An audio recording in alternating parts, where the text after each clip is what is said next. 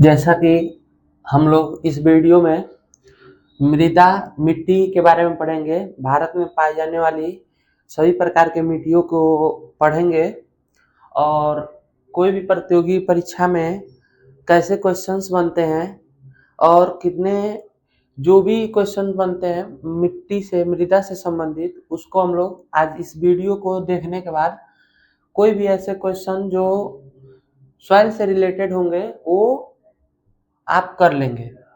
तो अगर किसी भी कंपटीशनल एग्जाम के अकॉर्डिंग देखें तो सॉइल सॉइल का मतलब होता है मृदा। हिंदी में इसे मृदा कहते हैं और उर्दू में मिट्टी कहते हैं।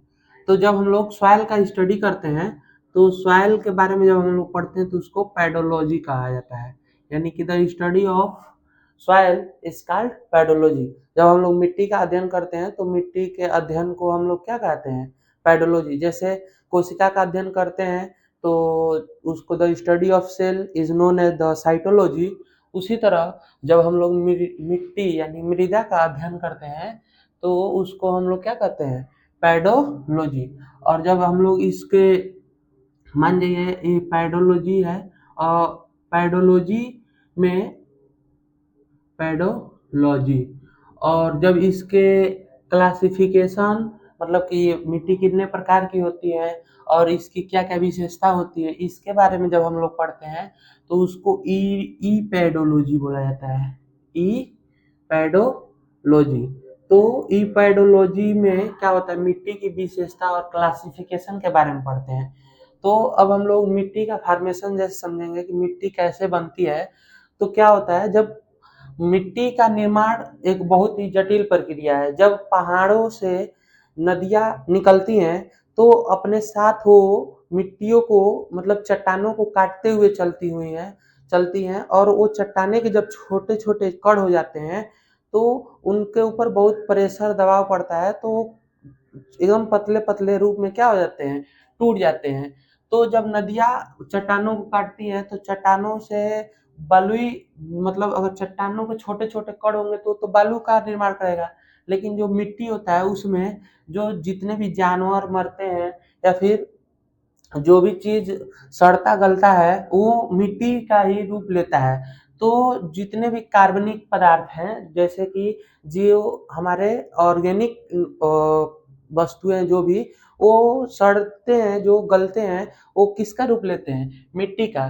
तो मिट्टी का निर्माण एक तरह से कहा जाए तो चट्टानों के टूटने फूटने और उनके टकराव से घर्षण से जो छोटे छोटे कण मिलते हैं उसी को हम लोग क्या कहते हैं, मिट्टी कहते हैं, मृदा। और मृदा का निर्माण जो अगर मतलब देखा जाए तो वो पर्वतों से ही होता है, चट्टानों से ही होता है, पठारी क्षेत्रों से ही होता है। तो जब नदियाँ चलती हैं तो अपने साथ मिट्टी को भी साथ में बहा कर ले जाती हैं। कभी कभी देखिएगा क्या होता है कि जब बाढ़ आता है तो बाढ़ में मिट्टी को अपने साथ वो मतलब पानी आता है तो मिट्टी को साथ में लेकर आता है। तो क्या होता है, मिट्टी को इस तरह देखा जाए तो भारत में मतलब कि मिट्टियों को बांटा गया है, देखा गया अलग अलग क्षेत्र में। भारत में 8 प्रकार की मिट्टियाँ पाई गई हैं जो कि हमारे भारत में ICAR यानी कि Indian Council for Agriculture research, Indian Council for Agriculture research जिसका मुख्यालय कहाँ पर है, मुख्यालय इसका दिल्ली में है। जो कि भारत में मिट्टियों को बताती है कि कितने प्रकार की मिट्टियाँ पाई जाती हैं भारत में, 8 प्रकार की। तो भारत में कुल 8 प्रकार की मिट्टियाँ पाई जाती हैं। ये बात ICAR का full form Indian Council for Agriculture Research. और Indian Council for Agriculture Research ये बताती है कि भारत में कुल टोटल कितने प्रकार की मिट्टियाँ पाई जाती हैं, 8 प्रकार की, जिसमें से 4 मिट्टियों को मुख्य मिट्टी माना जाता है और मतलब जो भारत में सबसे अधिक जिनका इस्तेमाल किया जाता है। और 4 ऐसी मिट्टियाँ होती हैं जो जी मतलब उनको मुख्य नहीं माना जाता है। वो 4 कौन कौन से हैं, हम लोग 8 मिट्टियों के बारे में पढ़ेंगे। तो सबसे पहले हम लोग सबसे भारत में सबसे अधिक मिट्टी पाई जाने वाली मिट्टी जो कि है जलोढ़ मिट्टी। कौन सी मिट्टी है, जलोढ़ मिट्टी। और ये देखिए ये जलोढ़ मिट्टी को हिंदी में मतलब इंग्लिश में एलोवियल सॉइल बोला जाता है। कौन सा सॉइल बोला जाता है? Alluvial soil. एलोवियल सॉइल का निर्माण क्या होता है कि जब नदियां जब बहती हैं तो अपने साथ मिट्टियों को लेकर चलती हैं। तो जो जल के द्वारा मिट्टी की परत आती है उसी को हम लोग कौन सी मिट्टी कहते हैं? जलोढ़ मिट्टी। जलोढ़ मिट्टी भारत में सबसे अधिक पाई जाती है और ये हमको लग रहा है 44% लगभग भारत में मिट्टियां कौन सी पाई जाती है? जलोढ़ मिट्टी में। जलोढ़ मिट्टी भारत के उत्तर भारत में मतलब उत्तर भारत का जो निर्माण है वो उसमें जलोढ़ मिट्टी सबसे सर्वाधिक पाई जाती है और इस पे सबसे अधिक खेती की जाती है क्योंकि ये मिट्टी क्या होती है? बहुत ही उपजाऊ मिट्टी होती है। ठीक। और ये देखने को मिलता है कि मतलब भारत में जितनी भी मिट्टियां पाई जाती हैं उसमें नाइट्रोजन, फास्फोरस और पोटेशियम तीनों की कमी होती है। किसकी?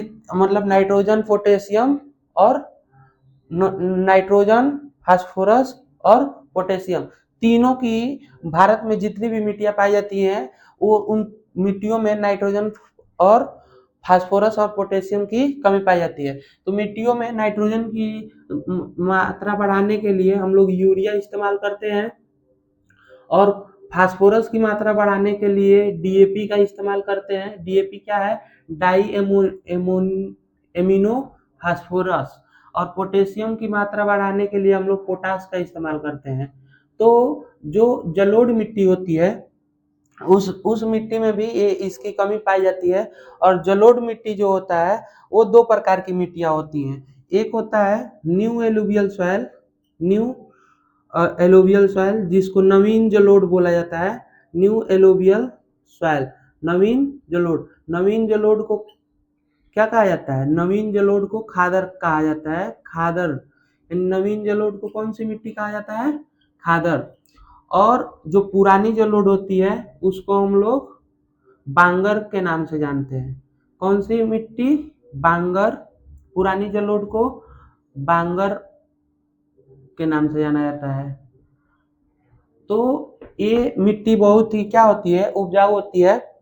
और ये जलोढ़ मिट्टी को अगर देखा जाए तो जिस मतलब जलोढ़ मिट्टी में जिसमें बालू की मात्रा अधिक होती है उसको हम लोग क्या कहते हैं?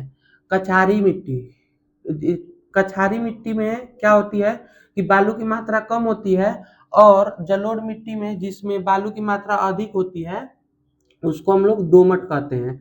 तो जो दोमट होता है वो हमारे गेहूं के लिए सबसे अच्छा होता है। गेहूं इसमें बहुत अच्छा से उगाया जा सकता है, गन्ना वगैरह भी। कछारी मिट्टी धान के लिए क्या होता है? बहुत अच्छा होता है। तो जो क्योंकि कछारी मिट्टी में क्या होती है कि बालू की मात्रा कम होती है इसके लिए इसमें मतलब क्या होता है ये मिट्टी ढीला हो जाता है। जब इसको पानी की मात्रा मिलती है तो ये क्या होती है? बहुत ही ढीला हो जाती है। इसीलिए कछारी मिट्टी को कांप मृदा भी कहा जाता है। तो क्वेश्चन ये पूछा जाता है कि कांप मृदा किस प्रकार की मिट्टी होती है? तो कांप मृदा जलोढ़ मिट्टी होती है। तो ये धान की खेती के लिए सबसे बेहतर होता है। उत्तर भारत में ये जलोढ़ मिट्टी किन नदियों से आती है? उत्तर भारत का निर्माण आप सभी लोगों को पता है कि उत्तर भारत का भौगोलिक संरचना में जो हम लोग का स्थलीय भाग है उसका निर्माण 3 मुख्य नदियों से हुआ है। सिंधु नदी, सिंधु गंगा, सिंधु नदी, गंगा नदी, गंगा और ब्रह्मपुत्र नदी। ब्रह्मपुत्र, ब्रह्मपुत्र नदी। तो इन नदियों से क्या हुआ है? हमारे उत्तर भारत का निर्माण हुआ है। तो हम ये जलोढ़ मिट्टी के बारे में आप लोग सबसे पहला जो हम लोग का जलोढ़ मिट्टी है उसके बारे में आप लोग समझ गए होंगे। तो अब हम लोग अगली मिट्टी के बारे में पढ़ेंगे। जो हम लोग का अगला मिट्टी है उसके बारे में अगर हम लोग देखें तो जलोढ़ मिट्टी पढ़ लिए तो अब अगली मिट्टी हमारी कौन सी होगी? काली मिट्टी। कौन सी मिट्टी? काली। काली मिट्टी के बारे में अब हम लोग पढ़ते हैं ब्लैक सॉइल। ब्लैक सॉइल इसको काली मिट्टी के नाम से इसलिए जाना जाता है क्योंकि ब्लैक सॉइल का फॉर्मेशन लावा के द्वारा होता है जब ज्वालामुखी फटता है तो इसमें से क्या होता है, लावा निकलता है, और लावा के ठंडे होने से इस मिट्टी की निर्माण होती है कि और लावा में सबसे अधिक मतलब लावा ठंडा होकर बेसाल्ट ही बनता है। इसलिए इस मिट्टी में क्या होता है, बेसाल्ट से मतलब इस मिट्टी का निर्माण होता है।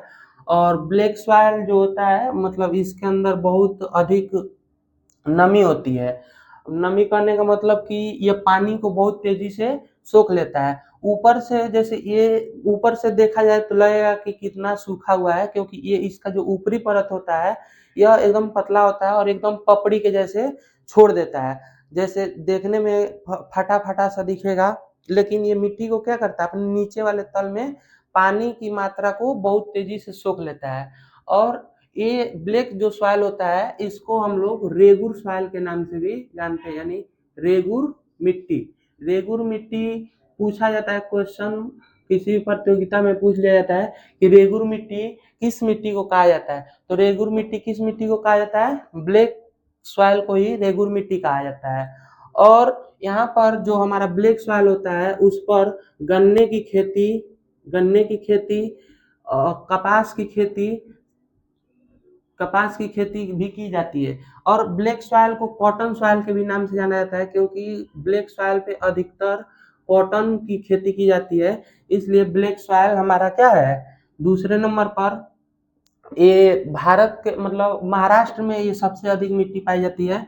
जो हम लोग का मध्य भारत में अगर हम लोग देखें तो जो हमारा महाराष्ट्र राज्य है उधर ये मिट्टी सबसे अधिक पाई जाती है। गुजरात के जो मतलब क्या बोलते हैं, पूर्वी साइड में, गुजरात के पूर्वी क्षेत्र में भी ये मिट्टियां बहुत ही अधिक पाई जाती हैं। तो गुजरात के पूर्वी क्षेत्र से महाराष्ट्र में कॉटन सॉइल यानी कि ब्लैक सॉइल का बहुत ही क्या होता है, मात्रा अधिक होता है।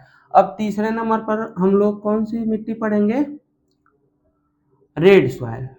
रेड सॉइल, रेड सॉइल में आयरन ऑक्साइड की मात्रा अधिक होती है, आयरन ऑक्साइड, जिसके कारण इसका कलर हमारा क्या होता है, लाल देखने को मिलता है।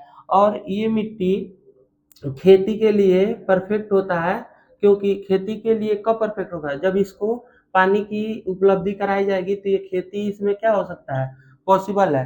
लाल मिट्टी भी एग्रीकल्चर के लिए अगर देखा जाए तो अगर सिंचाई की व्यवस्था कर दिया जाए तो लाल मिट्टी में भी बहुत अच्छे तरीके से हमारा क्या हो जाता है, खेती किया जा सकता है। लाल मिट्टी का जो मतलब लाल मिट्टी हमारे भारत के जो पठारी क्षेत्र हैं, प्लेट्यू रीजन है, उन क्षेत्रों में इस मिट्टी इसकी सर्वाधिक उपलब्धियां हैं। मतलब कि हमारा ओडिशा, आंध्र प्रदेश, तमिलनाडु, कर्नाटक, इन सभी राज्यों में जो हमारा रेड सॉइल है वो बहुत ही अधिक मात्रा में पाया जाता है। और ये मतलब क्या होता है कि इसका जो ये रेड, इसका कलर जो होता है वो आयरन ऑक्साइड की वजह से होता है।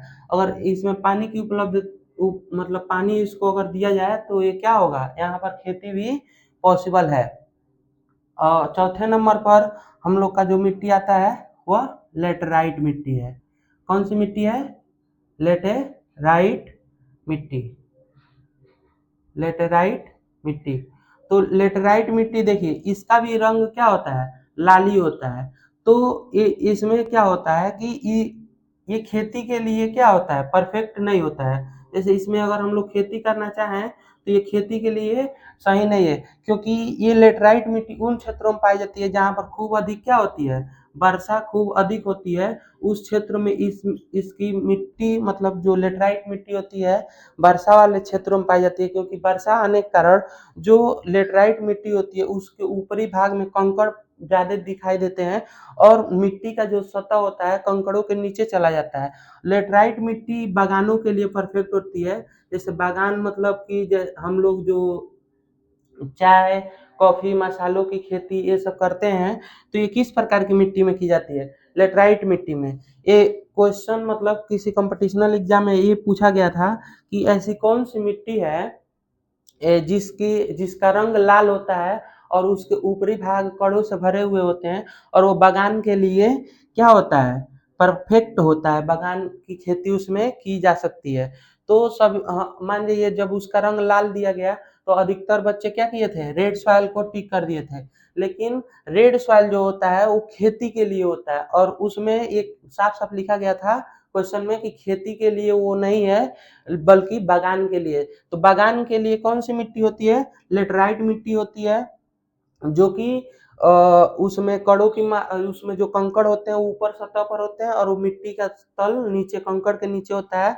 वो ऐसा इसलिए होता है क्योंकि जिस क्षेत्र में बारिश की मात्रा खूब अधिक होती है उस क्षेत्र में मिट्टी क्या होते हैं, नीचे सतह पर चले जाते हैं, उसके ऊपरी भाग पर क्या हो जाता है, कंकड़ पत्थर आ जाते हैं। जैसे ये मेघालय मेघालय मेघालय में और कर्नाटक, गोवा, ये सभी राज्यों में इस मिट्टी की क्या होती है, सर्वाधिक मतलब सर्वाधिक इसका देखने को इस प्रकार की मिट्टियां पाई जाती हैं।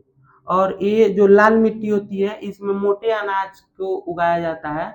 मोटे अनाजों के लिए लाल मिट्टी क्या होती है, बहुत ही अच्छी मानी जाती है। और अधिकतर देखा जाए तो रेड सॉइल, जैसे खेती पानी की उपलब्धि कराया जाएगा तो उसके लिए है। अगर पानी की उपलब्धि नहीं हो पाता है तो इससे सबसे अधिक इस मिट्टी से हम लोग क्या प्राप्त करते हैं, मिनरल्स मिनरल्स निकालते हैं। जैसे पठारी क्षेत्रों से हम लोग को, सभी लोगों को पता ही है कि कोयला पेट्रोलियम जो भी माइनिंग करके धरती के अंदर से निकाला जाता है वो हमारा किस प्रकार के क्षेत्र से निकाला जाता है, पठारी क्षेत्र से। और पठारी क्षेत्र में रेड सॉइल ही पाया जाता है, तो रेड सॉइल में अधिकतर मोटे अनाज उगाए जाते हैं, जैसे जौ, बाजरा, ये सभी मोटे अनाज में आते हैं, चना वगैरह।